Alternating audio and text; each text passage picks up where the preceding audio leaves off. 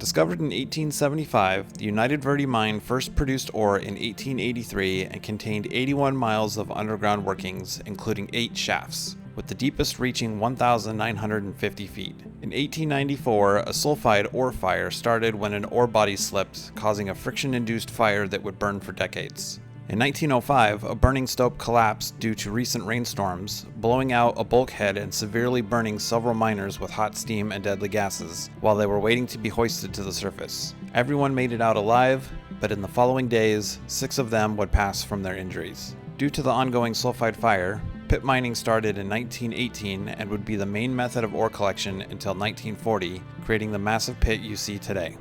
Underground mining would continue until 1953. The Big Hole Mining Company would then take over with smaller operations until 1975. The property is currently owned by Phelps Dodge and is not accessible on foot. Total production was 20.3 tons of ore and nearly $800 million in copper. Recently, during a brief visit to Jerome, where the United Verde mine is located, I put my drone in the air to explore the area and capture something special for myself that I had seen in another video. Deep within the towering walls of the open pit mine are a few glimpses into the once hidden underground workings. When viewed up close, they reveal something incredible. A fully intact ore cart sitting on rails where it came to a stop over 100 years ago. Wedged between a collapsed tunnel and a sheer cliff, it played just a small part in the long history of the United Verde mine. Let's pause for a second to get a better look, and you can also see above it where it appears a small sign is still hanging from the ceiling. There are a few more tunnels visible in the surrounding area, most not so easy to view inside. I did miss a few and might have to go back for a second round of filming later in the year. This one looks to have been located above an old stope, both now visible from the air. Unfortunately, it was in a small pocket out of my direct line of sight, so I kept my distance to avoid losing signal with the drone. Located near the bottom of the east wall, I spotted this concrete structure with an unknown purpose. My first thought is that they were covering one of the old shafts, but the wheels on top tell a different story. If you know what this is, definitely let me know in the comments below. After flying around for a bit, I decided it was best to land the drone as the wind speeds were increasing.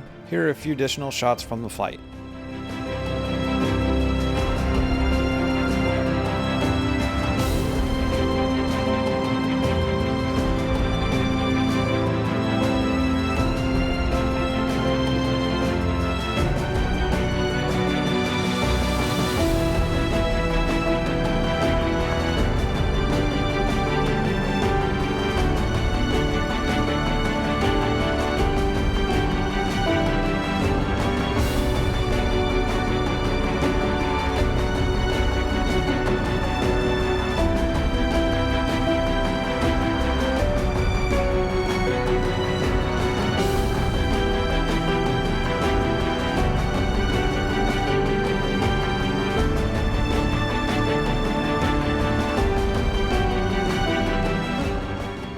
So that's going to do it for this one.